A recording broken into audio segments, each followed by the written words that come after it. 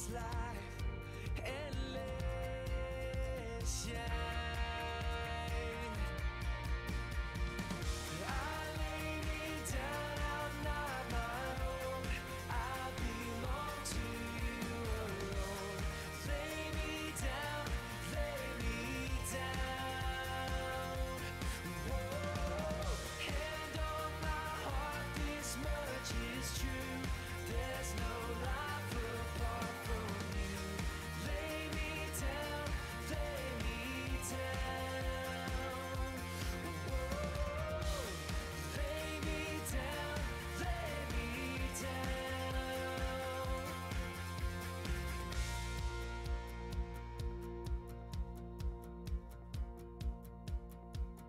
It will be my joy to say your way.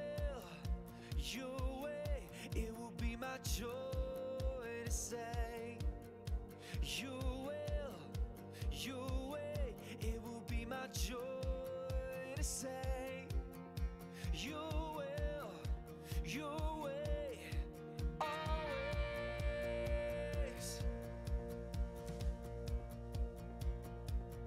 It will be my joy to say your way.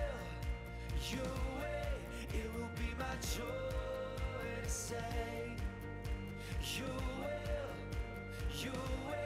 It will be my joy to say your way, always.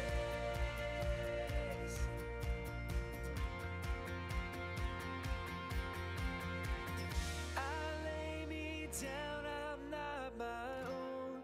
I belong to you alone. Lay me down, lay me down. Whoa, hand on my heart, this much is true. There's no life apart from you. Lay me down, lay me down. I lay me down, I'm not my own. I belong to you alone. Lay me down, lay me down. Whoa, hand on my heart, this much is true. There's no life apart from you. Lay me down, lay me down.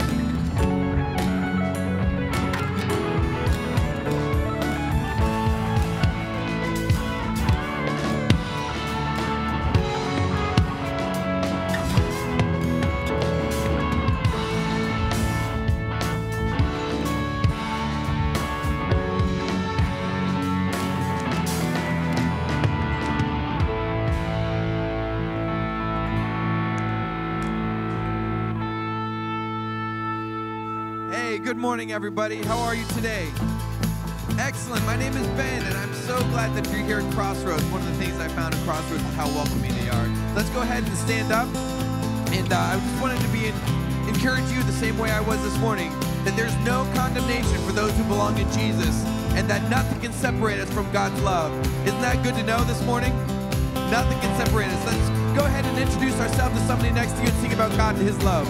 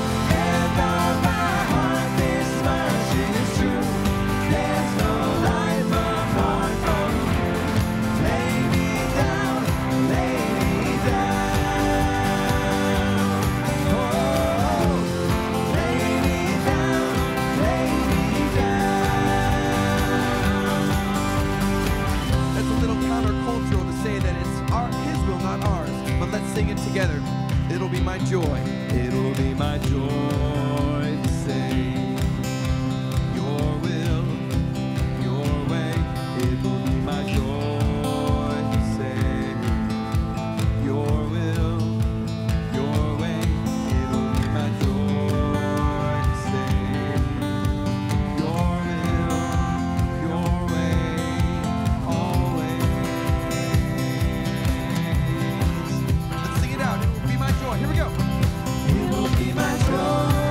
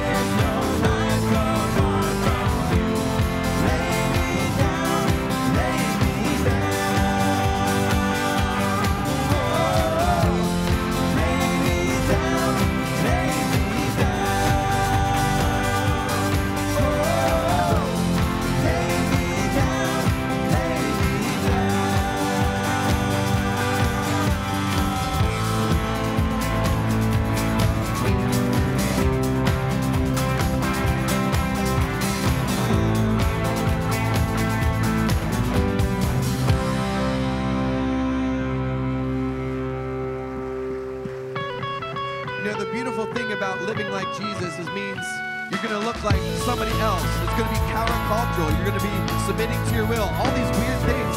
But then you find that you can live in a supernatural way. And I know for myself, probably for you, that living in a supernatural way is what we need. Let's sing this together. There were walls between us. By the cross you came and broke them down. You broke them down. And there were chains around us. By your grace we are no longer bound. No longer bound. You called me out of the grave. You called me into the light. You called my name and then my heart came alive. Your love is greater. Your love is stronger. Your love awakens, awakens, awakens me. Your love is greater. Your love is stronger. Your love awakens, awakens, awakens me.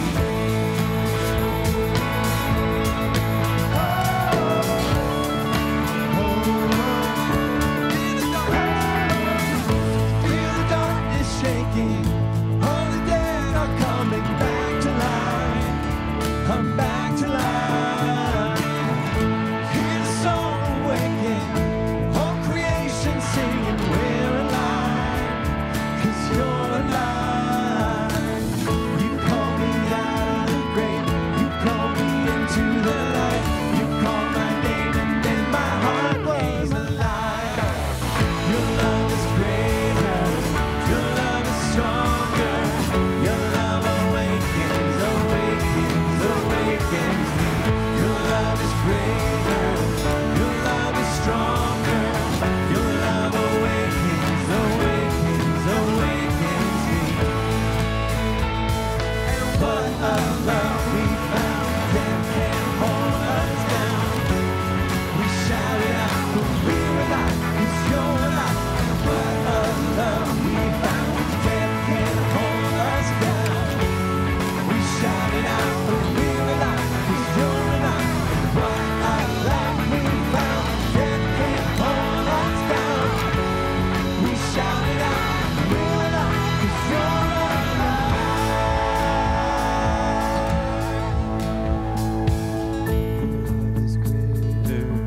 Your love is stronger. Let's sing it. Your love awakens, awakens, awakens me. Your love is greater. Your love is stronger. Your love awakens, awakens, awakens me. Your love is greater. Your love is stronger. Your love awakens, awakens, awakens me. Your love is greater. Your love is stronger. Your love awakens, awakens, awakens me. Oh, your love awakens me. Oh,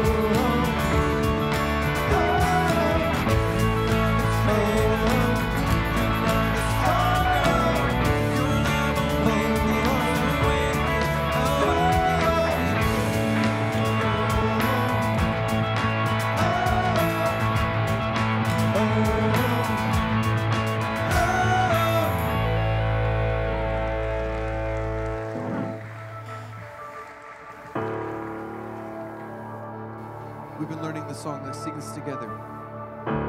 Is this love? Love that won't relent, that's calling out with heaven's breath, who's reaching wide to save our souls. Only you.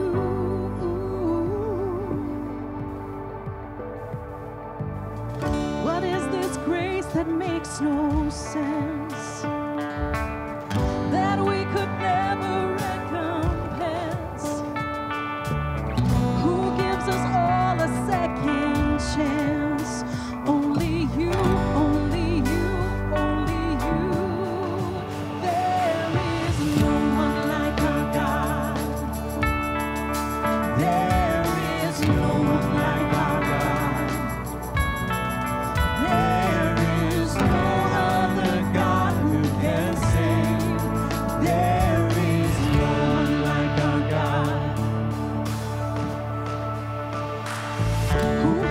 stars upon the night, and show the sun how bright to shine,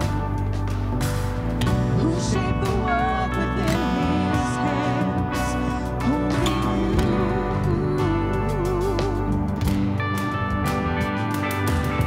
Who set the sky upon the hills, and told the water to be still, who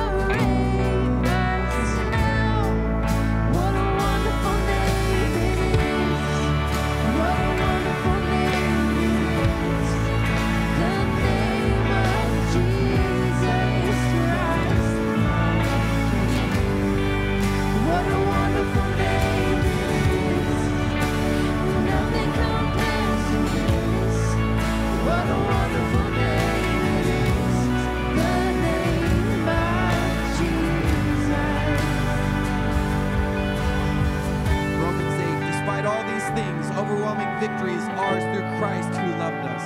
I am convinced that nothing can separate us from God's love. Neither death or life, neither angels or demons can separate us from God's love. Death could not hold you. The veil tore before you.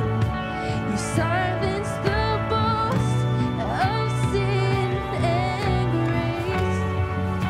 The heavens are roaring, the praise of your glory. For you are raised to life again. You have no rival. You have no equal. Now and forever, God, you reign. Yours is the kingdom. Yours is the glory. Yours is the name above all names. What a powerful name it is. What a powerful name it is. The name of Jesus Christ, my King. What a powerful name it is. Nothing can stand against. What a powerful name it is. The name of Jesus. What a powerful name. What a powerful name it is. The name of Jesus. What a powerful name. What a powerful name it is. The name of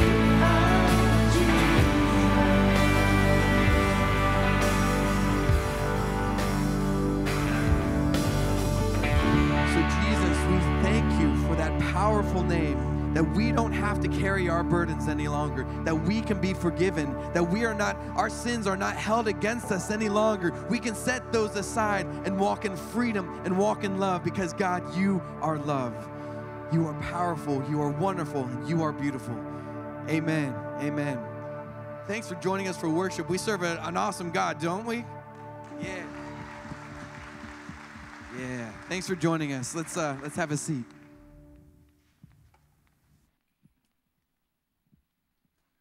Well, good morning, everyone, and welcome to Crossroads. It's so great to see each and every one of you here with us this morning. I'd also like to welcome those of you who are joining us online today as well. And just a quick heads up to all of you that we are going to be receiving this morning's offering momentarily. So if you could be prepared for that, we would appreciate that greatly. And those of you who are here for the very first time today, I want to extend a special welcome to you. Thank you so much for checking us out here this morning. And I want to encourage you to take your connection card, which is inside your bulletin or inside your program. And it looks like this thing up here. And fill that out. And if you're here for the very first time or second time, just fill out whatever information you'd like to include on there. And for everybody, we want to have at minimum your name and your email address on there. And that's really our way to connect with you. And if you're here for the first time, I'd like for you to take that card and invite you to actually go back to our connection point at the back of the auditorium here this morning. And we've got a really cool gift that we'd like to give you, as well as some information about Crossroads to take with you as well. And that's also the place for all of us, if we'd like to investigate next steps here at Crossroads, including baptism. You can do that back at Connection Point as well. And right now, we're really excited about our summer growth groups, which are gearing up right now. And inside your program is actually our summer growth group catalog. And so please, if you could take that out, and you can see in there that there's a number of groups for you to check out.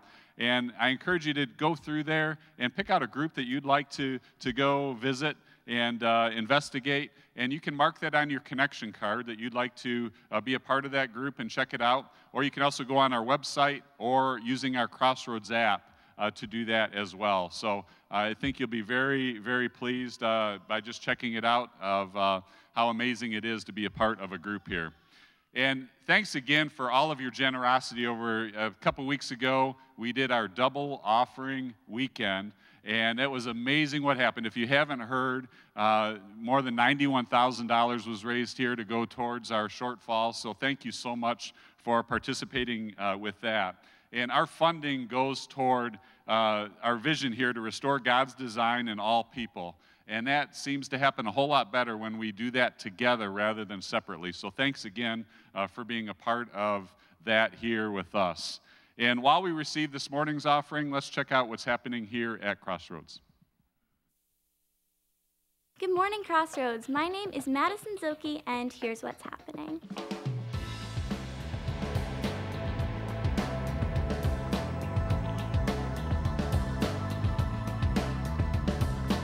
For You is quickly becoming a huge part of who we are here at Crossroads. So often the church is known for what they're against, but we want everyone to know who we are for. You can stop by guest services at the concourse and pick up a window sticker for your car or your computer, or you can pick up a For You t-shirt for a suggested donation of $7. Baptisms are a great next step in your faith, and we have times for baptisms planned all throughout the summer, including an outdoor event here on our campus. If you would like more information about baptisms, visit Connection Point after service on any Sunday. Jim mentioned our summer groups earlier. This summer session kicks off with 2 events. The men's event will be a tailgating party and a Mud Hens game on Saturday, June 9th. The women's event will be a You Pick evening here at Crossroads. You can choose from making a DIY journal, an on-site scavenger hunt with tons of awesome prizes, a self-defense class, and a DIY nail bar, all followed by a picnic-style dinner afterwards. Price is $20 and spaces are limited, so if you would like to join us, register online or at the concourse by May 30th.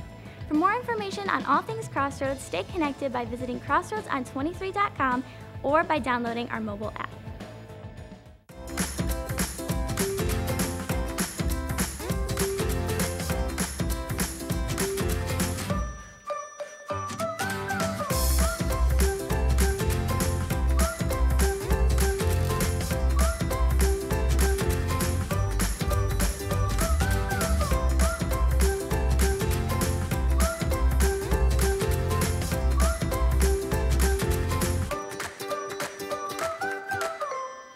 Hey, Crossroads.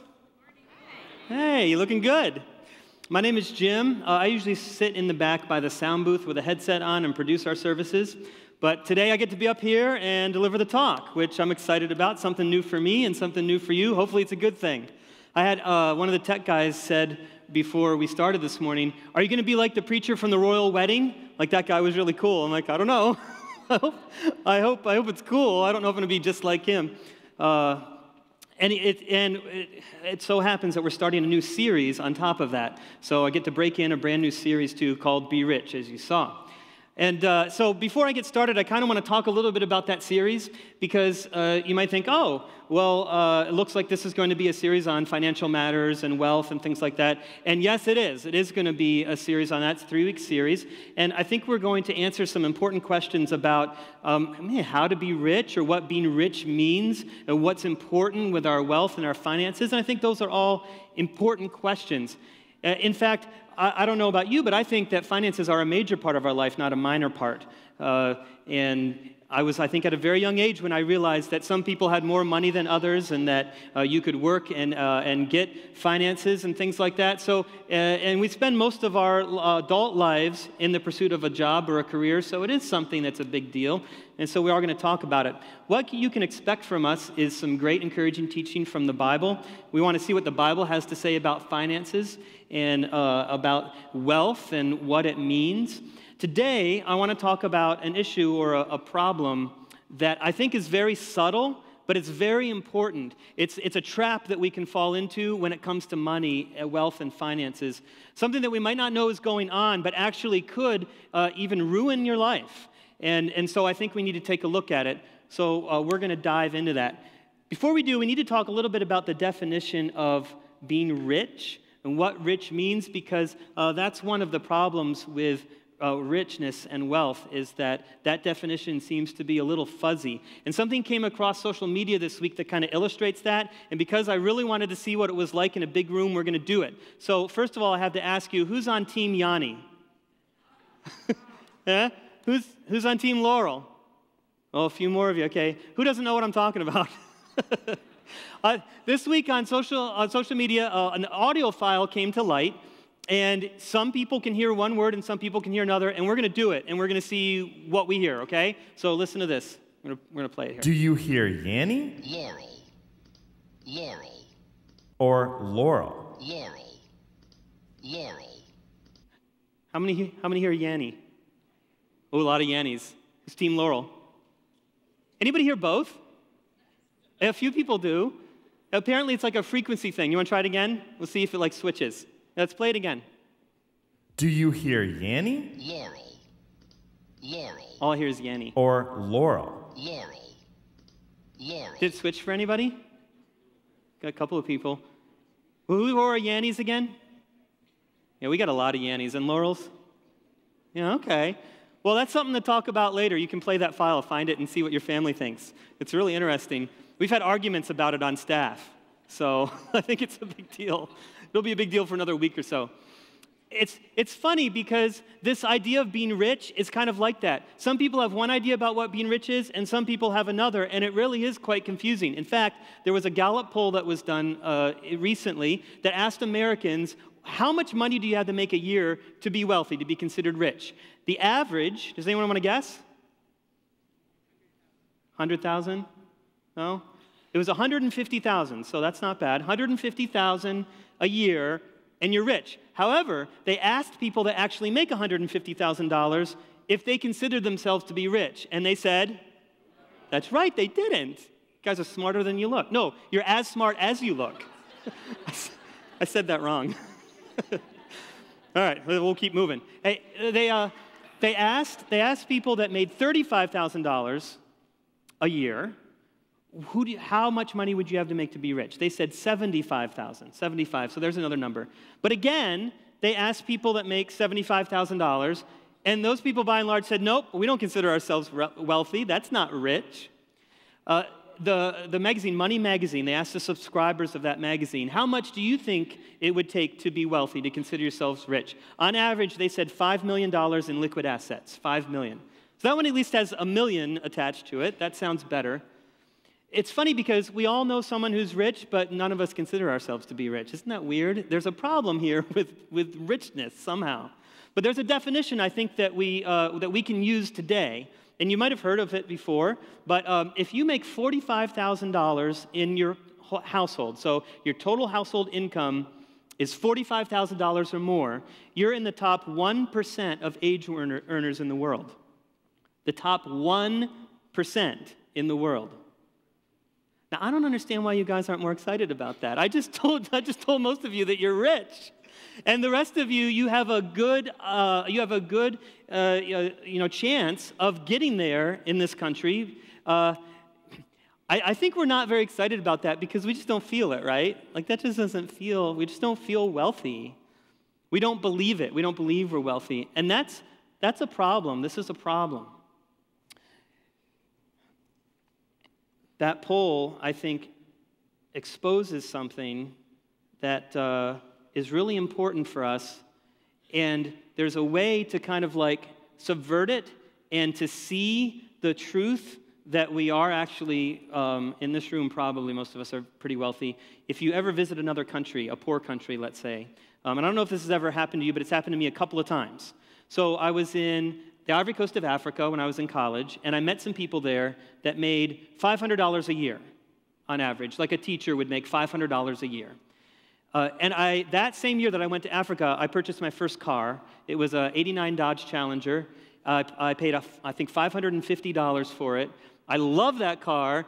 It was a piece of junk. I mean, I'm just telling you, it was a junk. But I could not tell the friends that I met in Africa that my car cost more than they made in a year. I couldn't tell them that my plane ticket to get there and back to the United States would have cost them 4 years of work. I mean, it was just obvious that there was a difference between our incomes and our view of wealth. It happened to me one other time. I went to Guatemala, and I was building homes for people that lived in the rainforest. And these people really had very little, and they lived in unsanitary conditions. Usually what they had for a house had a dirt floor, and then in the rainy season it would turn to mud, and a lot of, especially children, would get sick. And so I partnered with an organization that would go and make houses new houses for them. And what we did is they would put a cement pad on, and we would put a 14 by 14 wooden structure on that cement pad with a tin roof, a hole for a door, a hole for a window, and some bunk beds. And what was basically a shed for me was a beautiful home for them.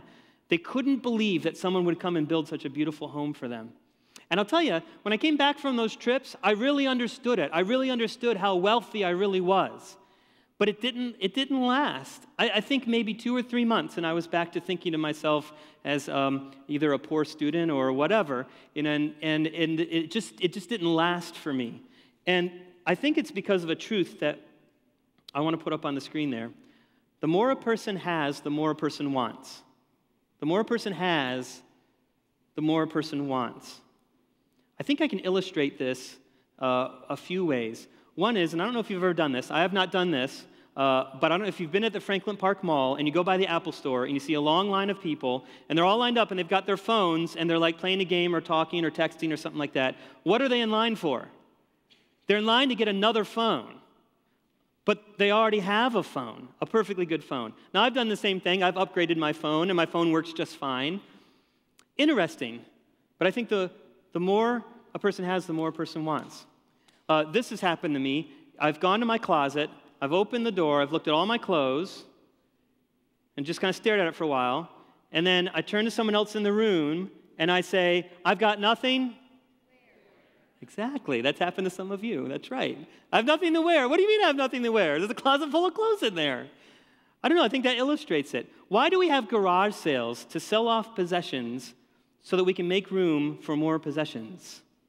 Now, I love garage sales. My mom loves garage sales. Nothing wrong with garage sales. I'm just saying it illustrates this idea that we're always wanting more. We don't feel rich because the more a person has, the more they want. It's always another level. I am not unlike some of the people that speak here, I am not like a sports fanatic, so this is my one sports analogy. So those of you that are into it, enjoy it, because this is the only one. But this is what it's like. It's like running a race, a foot race, and you get to the finish line, and you cross the finish line, like, yes, I got it. And then you look in the distance, and you see another finish line out there. Like, oh, I guess I didn't finish it. So you run to that finish line, you get done, like, oh, I got it. I finished. Then you look in the distance, and there's another finish line, right? And then you run towards that one. There's always another social economic status that we can achieve. There's always another level that we can get to. You get to one, and you see another one in the distance, and you just want it. It's just human nature. So we've seen that the definition of rich is a little slippery. We don't consider ourselves rich, but by, I think, a pretty good definition, most of us in this room are fairly wealthy. And we also see that there's this problem with always wanting the next level. These are the problems with wealth. These are the problems with being rich. So we're going to turn to the Bible now, and we're going to look at a verse and get some clarity on these issues, and we're going to talk about this trap that I mentioned, this trap that we can fall into and how to get out of it. So we're going to turn to 1 Timothy 6:17. The book of 1 and 2 Timothy, they were written by Paul the Apostle, and he was writing to Timothy, who was a pastor that he was mentoring. And so the books of 1 and 2 Timothy read like a church manual. He's telling Timothy all about how to run his church, how to talk to people in the congregation, and so we get a really good idea of what Paul and Timothy are thinking about the church. And he says this, command those who are rich in this present world. So he's going to talk to the people who are wealthy in his congregation. What do they say? Well, we're going to find out. There are a few phrases here. The first one is not to be arrogant. So command those who are rich in this present world not to be arrogant. Now, I'm not going to spend a lot of time on this one because I think it's pretty self-evident, but I will say this. Why do we think that actors have more information about politics than we do? You know, I think there's something about them being wealthy and famous that gives us an impression that they know more than they actually do. Have you ever been in a room where, or a social circle, and you're talking, and one person is very wealthy and the rest are not? Have you ever noticed that the conversation bends toward that person, and people are asking that person their advice or their comment on whatever they're talking about? I've had that happen before. We think that rich people are better or smarter than us for some reason, but they're not. We're all the same. And so Paul is warning Timothy to tell the people in his congregation who are rich, hey, just watch out, because when you're wealthy, you can become arrogant. It's easy to do, so don't be arrogant. It's good advice. But he goes on. Command those who are rich in this present world not to be arrogant, nor to put their hope in wealth, which is so uncertain. So now we're going to get into it a little bit, this trap, because hope can migrate. Hope can migrate. Hope can migrate from God or from anywhere that it's placed to the accumulation of wealth. Wealth can become like a safe harbor. You can maybe save your way to safety. In our mind, it can offer protection for us, for our children, even for our grandchildren if we plan enough. Proverbs 18:11 says this, "The wealth of the rich is their fortified city. They imagine it a wall too high to scale." Now, in biblical times, if you didn't have a wall around your city, you were open to attack. You had to have the wall. And so I think this verse is a great metaphor for how we migrate our hope to wealth. We think, well, if we can just save enough, if we can just have enough in our 401k, if we can be secure enough in our job, we'll build that wall of safety. It can happen really easily. It can happen even almost without you knowing it, and suddenly that's where your hope lies. I think I can illustrate this by a little thought experiment that we can do together. I want to ask you a question, and just in your mind, you can check it out and answer it as best you can. How much money would you need to secure yourself from all eventualities? How much money would you need to secure yourself from, whatever might come your way in life? Think of a number, but I already know your answer. I know everyone's answer. I know my answer. The answer is a bit more than I have right now. Right? Isn't that true? That's the danger of the accumulation of wealth. This is the answer to why rich people end up giving less as their wealth increases. Studies show that the richer people get, the less they give. Have you ever played If I Won the Lottery?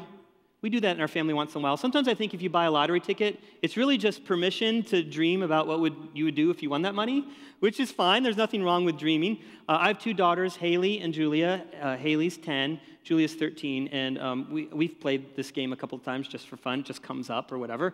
And both our daughters know that our campus here at Crossroads has a mortgage on it that's close to $7 million. And so Haley, as she was talking about the things that she would do, she said, and I give $7 million to Crossroads so that they wouldn't have to owe any money to the bank. I thought, that's really nice. And Julia said, just give them $10 million. They'll figure out what to do with the other 3. And, that's even better. It's pretty good. I hope they do win the lottery. It's probably something be coming my way. I like that. But actually, studies show that's not what happens. The richer you get, the less you give. Isn't that interesting? I think it's because of this wall thing. The money becomes a shield. The money becomes your safety. This is why I love this For You thing. Can you see that on my computer, that For You sticker? It's over there. I feel like For You is not just a do-gooder campaign. I feel like it changes your heart attitude. It means that God is for people. He's for everyone, and so we should be for people.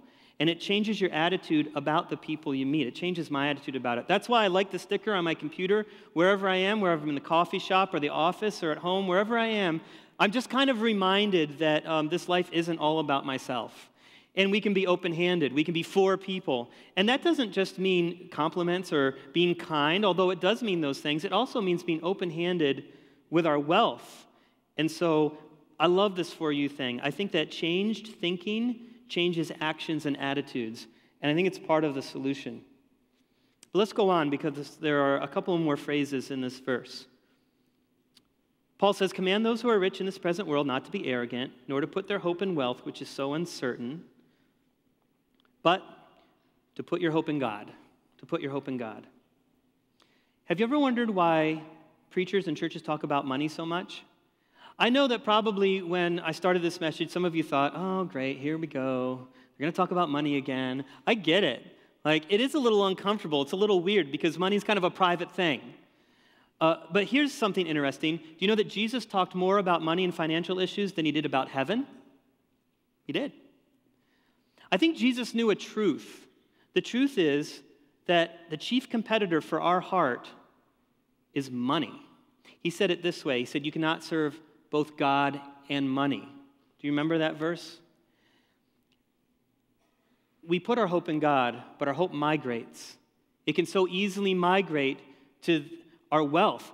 It migrates to our wealth because we think that our wealth will provide safety for us and our family. There's nothing wrong with wanting our families to be safe, but there is something dangerous about putting our hope in it, about depending on it for our security. That's a trap that can lead to a very messed up life. I want to do another thought experiment because I think this brings it home a little bit about putting our hope in God. Think about these two statements and think about which one creates more anxiety for you. All right? The first statement is, there is no God. The second statement, I have no money. Just think about those two and what creates more nerves in your spirit. But now imagine that you're being asked the same two statements, but you're in the hospital, and your doctor comes, and he says, look, we've done all we can do. There's nothing more we can do. You need to get your affairs in order. This is the end. In that situation, which one of those is more important? I think we'd all agree that we want to know what's happening after we die. What about this God thing? Is it really mean something, or is it a joke, or what? I need to find out because I'm faced with it. And I think that if that's going to be our priority at the end, and Paul agrees, put your hope in God. Why not put our hope in God in the middle, at the beginning, if that's where it's going to be at the end? I think it's important. Let's look at the final statement. Command those who are rich in this present world not to be arrogant, nor to put your hope in wealth, which is so uncertain, but to put your hope in God, who richly provides us with everything for our enjoyment. Don't make the mistake of putting your hope in wealth. I came across this statement. I really like it. Why would you put your hope in the provisions when you can put your hope in the provider? I like that. Why would we put our hope in stuff when we can put our hope in the God that provides all of it? In fact, in your notes, this is the underline for your notes, for those of you that are taking those notes. I will not place my hope in riches, but in him who richly provides. I will not put my hope in riches, but in him who richly provides. Now, I want to try to bring this all together, and I want to ask you a question. Has your hope migrated? Has your hope migrated? I had to ask myself this question as I was preparing this talk for my own self. It's subtle. It's a trap. And here's why it's a trap. Because if your hope is in wealth, you're not going to be a very good rich person. You're going to be focused on the things that bring you more wealth, that get you to the next finish line. You can become entitled, ungrateful. You can miss great moments with your family because you're focused on the money. Nothing wrong with wealth. But there is something wrong with putting your hope in it. It drives you to ungrateful and unfruitful habits. Think about this. You're at the end of your life, and you kind of ask yourself those questions, and you decide, yep, I need to know about this God thing. I need to know how to make myself right with God. And so you call for a pastor, and of course, pastor will come, because that's what pastors do. And they will tell you how to get right with God, and you can do it. God is so gracious. He's so loving. That's the way grace works. He will do that for you, and you can be right with God. But there's one thing that he'll never let anybody do. He never lets us go back. He never lets us go back to be a father again, to be a husband again, or a wife. He never lets us go back. And remember the energy of the 20s and the 30s, or the productive years of the 40s and 50s? Yeah, you can't go back and do it again. And what you realize in that moment is that you missed it. You missed it. Pursuing wealth for its own end, for security, it was the wrong move, but it's too late. But it doesn't have to be, because we're talking about it now. I'm going to pray for us. So let's go to God in prayer and talk about this trap of hope.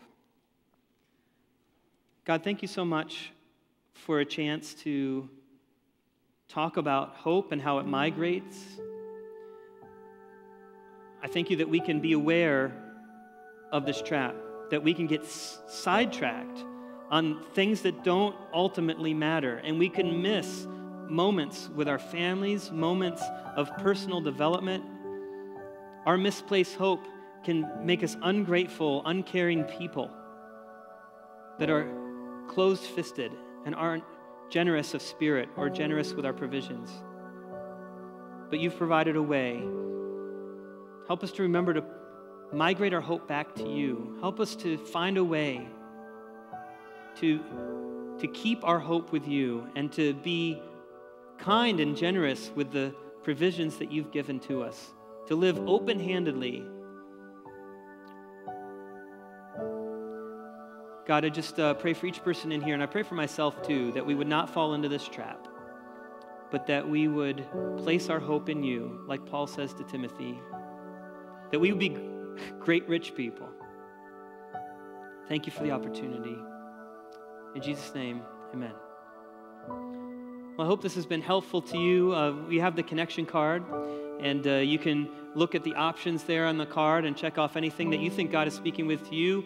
We'll pray for you this week. There's a team of staff and elders that will pray for you by name, and it's just another way to connect with you and help you on this journey.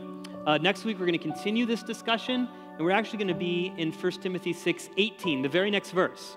So if you want a hint about next week, you can read that verse.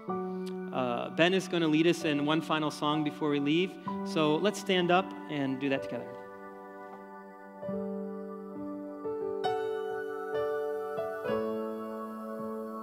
Would you sing these words with me? It will be my joy to say, your will, your way. It will be my joy to say, your will, your way. It will be my joy to say, your will, your way, always.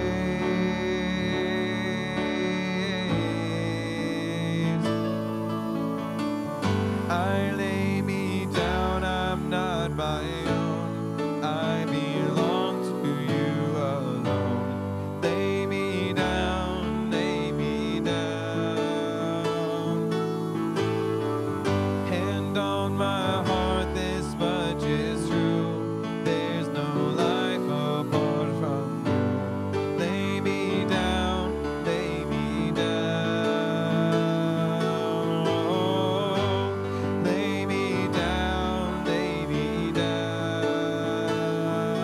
Oh, lay me down, lay me down.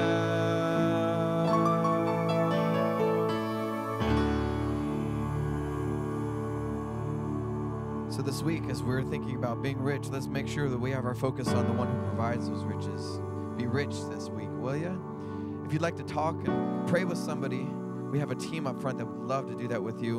And if you're new or newer to Crossroads, we have a special gift for you there in the connection point. So join us back there, and have a great week, and I'll see you for week 2 of Be Rich next week. Wake up and smile, 'cause it's been a while. It's been like a whole day since I stopped so you could hold me. But this child awaits, strong in the faith. Lord, you are the refuge that I can't wait to get to, 'cause I